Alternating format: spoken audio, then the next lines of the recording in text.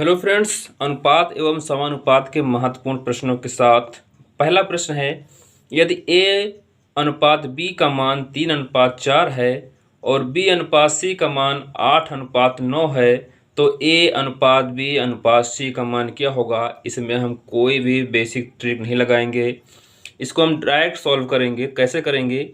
a अनुपात b का मान दिया है 3:4, b अनुपात c का मान दिया है 8:9। हमें निकालना है a अनुपात b अनुपात c कितना होगा। तो यहाँ देख रहे हैं कि c के बाद कुछ तो d तो है नहीं, तो c का मान एज इट इज हम लिख देंगे 9 अनुपात b यहाँ 8 है और b यहाँ 4 है। तो इसको 8 बनाने के लिए हम क्या कर सकते हैं, 2 से पूरे में गुणा कर सकते हैं। तो ये भी 8 हो जाएगा और ये भी 8 हो जाएगा, तो b का मान कितना आ गया, 8 आ गया। तो जब इसको हम 8 बनाने के लिए 2 से गुणा किए हैं तो 2 का गुणा 3 में भी होगा, तो a का मान कितना हो जाएगा, 3 दूनी 6, a का मान हो जाएगा। और a और b और c का मान कितना आ गया, 8:6, 6:8:9 इसका मान आ जाएगा। डायरेक्ट आपको सॉल्व करना है, आपको इसमें कुछ भी तरीका नहीं लगाना है। अगला प्रश्न है कि a अनुपात b बराबर दिया है 2/9 अनुपात 1/3। इसी तरह से b अनुपात c का मान दिया है 2/7 अनुपात 5/14 और फिर d अनुपात c का मान दिया हुआ है 7/10 अनुपात 3/5। तो a अनुपात b का मान दिया हुआ है 2/9 अनुपात 1/3। तो इसको हम सॉल्व कर लेते हैं। इसका एलसीएम कितना आएगा, 9 आएगा। तो ऊपर कितना हो जाएगा, 2, और 9 को 3 से काटेंगे, 3 तरह की 9, 3 कम 3, तो अनुपात क्या आ गया, 2:3 आ गया। b अनुपात c बराबर 2/7 अनुपात 5/14। इसको जब हम सॉल्व करेंगे तो लासा कितना आएगा, 14। 14 को जब 7 से भाग करेंगे 2 आएगा, 2 में 2 से गुणा 4 हो जाएगा और 14 में 14 कट जाएगा तो क्या आएगा, 5 आएगा। इसी तरह से d अनुपात c दिया है तो हम इसको लिख लेते हैं c अनुपात d। तो c का मान कितना है, 3/5 और d का मान कितना है, 7/10। तो लासा कितना आएगा, 10। 10 में जब 5 को भाग करेंगे 2 आएगा, 2 में 3 से गुणा 6 हो जाएगा और 10 से 10 कट जाएगा, कितना आ जाएगा, 7 आ जाएगा। हमें क्या निकालना है, a अनुपात b अनुपात c अनुपात d का मान हमें निकालना है।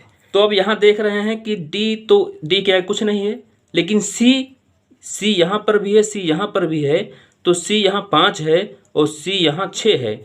तो इसको हमको सेम टू सेम बनाना है। तो इसको क्या करेंगे, 6 को इसमें गुणा कर देंगे, कितना हो जाएगा, 30, और 5 को इसमें गुणा कर देंगे, कितना हो जाएगा, 30। तो c का मान कितना आ गया, 30। तो हमने इसमें क्या किया है, इसमें 5 से गुणा किया है ना, इसमें 5 से गुणा किया है और इसमें 6 से गुणा किया है, तभी तो ये 30 हुआ और ये 30 हुआ। तो ये कितना हो जाएगा, d कितना हो जाएगा, 35। तो यहाँ b कितना हो जाएगा, 6 चौक 24, यहाँ b हो जाएगा। तो यहाँ 24 हो गया है b, तो यहाँ b कितना है, 3 है। तो 24 बनाने के लिए इसमें क्या करेंगे, 8 से गुणा कर देंगे। तो 8 त्रिक 24 ये भी हो गया, 6 चौक 24 ये भी हो गया। तो 8 ये कितना हो जाएगा, a कितना हो जाएगा, 8 दूनी 16 a हो जाएगा। अब देखिए पूरा समीकरण मैच हो गया, 8 दूनी 16, यहाँ 16 हो गया, 8 त्रिक 24 b यहाँ है, 6 चौक 24 b यहाँ है, ठीक है। 6 पंचे 30 सी यहाँ है, 6 पंचे 30 सी यहाँ है और 7 पंचे 35 डी हो गया। डायरेक्ट आपको आंसर निकालना है, आपको ABCD लिख के आपको पूरा समीकरण नहीं बनाना है। अगला प्रश्न है 0.36 और 0.48 का तृतीय अनुपाती ज्ञात करना है। तो तृतीय अनुपाती का सूत्र होता है b²/a। ये हमेशा क्वेश्चन बहुत बार पूछा गया है। तो b को 2 बार लिखना है, 0.48 0.48 बटे a कितना है, 0.36। पॉइंट से पॉइंट यहाँ हटा दिया, 12 3 36 हो गया, 12 चौक 48 हो गया, 3 से काटेंगे कितना आएगा, 16 चौक 48। तो 16 को 4 से गुणा करेंगे, कितना आएगा, 16 चौक को 64। लेकिन 2 के बाद पॉइंट लगा है, 2 के बाद पॉइंट लगा देंगे तो आंसर कितना आएगा, 0.64 इसका आंसर हो जाएगा। अगला प्रश्न है कि 3, 6 और 12 का चतुर्थानुपाती क्या होगा। तो चतुर्थानुपाती निकालने के लिए फॉर्मूला होता है BC/A। तो B कितना है, 6 और C कितना है, 12 और A कितना है, 3। काट देंगे, कितना आएगा, 2। तो 12 दूना कितना हो गया 24। तो इसका चतुर्थानुपाती क्या आ जाएगा 24 आ जाएगा। अगला प्रश्न है कि 9 और 16 के बीच मध्यानुपाती क्या होगा। तो मध्यानुपाती निकालने का फॉर्मूला होता है अंडर रूट के अंदर ए बी। तो ए का मान कितना है 9 और बी का मान कितना है 16। अंडर रूट के अंदर 9 का वर्गमूल कितना होता है 3, 16 का वर्गमूल कितना होता है 4। तो आंसर क्या आ जाएगा 12, इसका आंसर आ जाएगा। अगला प्रश्न है कि एक्स वाई का मान दिया हुआ है, हमें x cube minus y cube अनुपात x cube plus y cube का मान निकालना है। तो डायरेक्ट हम मान रखेंगे x का मान 3 है तो 3 का घन कितना होगा, 3 का घन कितना होता है 3 का घन होता है 27 माइनस y कितना है 1 है, 1 का घन कितना होता है 1 ही होता है अनुपात x घन कितना हो जाएगा 27 और प्लस y का घन 1 का घन कितना होता है 1। तो क्या आ जाएगा 26 अनुपात 28। इसको सॉल्व करेंगे और तो 2 से काट देंगे, 13 दूना 26, 14 दूना 28। तो क्या आ जाएगा 13 अनुपात 14, इसका आंसर आ जाएगा। अगला प्रश्न है कि 36,000 रुपये को PQR के बीच 7:2:9 के अनुपात में बांटा जाता है। तो Q का हिस्सा क्या है। तो अनुपात क्या दिया है 7:2:9 के हिस्से में बांटा जाता है। तो टोटल अनुपात कितना हो गया 9 2 11 2 18 और हमारे हिसाब से 18 है, इनके हिसाब से कितना है 36,000 है। तो 18 दूना 36 200 आ गया। तो कह रहा है कि इसमें Q का हिस्सा तो PQR, तो Q कितना है 2, 2 का 200 से गुणा कितना हो जाएगा 400, Q का हिस्सा आ जाएगा। अगला प्रश्न है कि दो संख्याओं के बीच अनुपात 12:13 है। यदि प्रत्येक संख्या में से 20 घटाते हैं तो अनुपात 2:3 हो जाता है। तो दूसरी संख्या का वर्ग बताना है।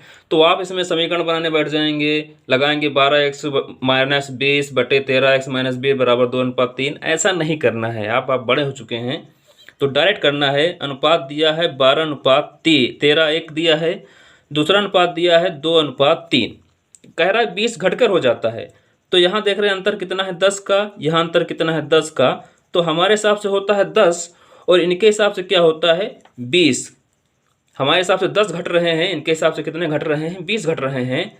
तो कितना आ जाएगा 10 दूनी 20, 2 आ गया। तो हमारे हिसाब से संख्या क्या हो जाएगी 12 दूना 24 और 13 दूना 26। और कह रहा है कि दूसरी संख्या का वर्गमूल क्या होगा, वर्ग क्या होगा। तो जब 26 का स्क्वायर करेंगे तो 26 का स्क्वायर कितना होता है 26 का स्क्वायर होता है 676, इसका आंसर हो जाएगा। डायरेक्ट करना है, कोई बेसिक्स नहीं लगाना है, कोई समीकरण नहीं बनाना है, डायरेक्ट क्वेश्चन सॉल्व करने हैं। अगला है एक धनराशि PQR के बीच 2:5:7 में बांटी जाती है। P और R का कुल हिस्सा Q के हिस्से से 800 अधिक है। तो P का हिस्सा क्या होगा। तो बहुत से लोग इसमें सूत्र लगाने बैठ जाएंगे, कुछ नहीं करना है, आपको अनुपात सीधे लिख लेना है 2:5:7। ये P है, ये Q है, ये R है। अब क्या कह रहा है कि P और R का कुल हिस्सा, P और R का कुल हिस्सा कितना है 9 है। 2 और 7 कितना हो गया 9 हमारे हिसाब से। Q के हिस्से से, Q का हिस्सा कितना है 5 है, से 800 अधिक है। तो हमारे हिसाब से कितना अधिक है, ये हमारे हिसाब से 4 अधिक है और इनके हिसाब से 800 अधिक है। तो कितना आ जाएगा, काटेंगे 200 आ जाएगा। अब हमसे कह रहा P का हिस्सा बताओ। तो P का हिस्सा कितना है 2 है। तो 2 गुणे 200 हो जाएगा। तो कितना हो जाएगा आंसर 400 रुपये हो जाएगा। अगला प्रश्न है कि एक मिश्रण में एल्कोहल और पानी का अनुपात 4:3 है। यदि 5 लीटर पानी मिलाया जाता है तो अनुपात 4:5 हो जाता है। मिश्रण में एल्कोहल की मात्रा कितनी है। तो मिश्रण में क्या क्या है, एल्कोहल है और वाटर है। पहले अनुपात था 4:3, अब कितना हो गया है 4:5। और मिलाया क्या जा रहा है, मिलाया वाटर जा रहा है। तो हमारा एल्कोहल सेम रहेगा, तो एल्कोहल सेम है यहाँ पर। तो उसमें कितना मिलाया जा रहा है 5 लीटर। तो हमारे हिसाब से कितना पानी मिलाया जा रहा है, यहाँ पर 2 लीटर पानी मिलाया जा रहा है। और उनके हिसाब से 5 लीटर, तो 2 का मान कितना हो गया 5, तो 1 का मान कितना हो जाएगा 2.5 यानी 2.5। तो कह रहा है एल्कोहल कितना है, तो एल्कोहल कितना था 4, तो 4 में 2.5 का गुणा कर देंगे तो कितना हो जाएगा 10 लीटर एल्कोहल हो जाएगा। डायरेक्ट सॉल्व करना है, ट्रिक से सॉल्व करना है, कोई सूत्र कोई फॉर्मूला नहीं लगाना है। आपको ये वीडियो कैसा लगा हमें ज़रूर बताइएगा। अगर आप चैनल पर नए हैं तो चैनल को सब्सक्राइब कर लीजिए। धन्यवाद।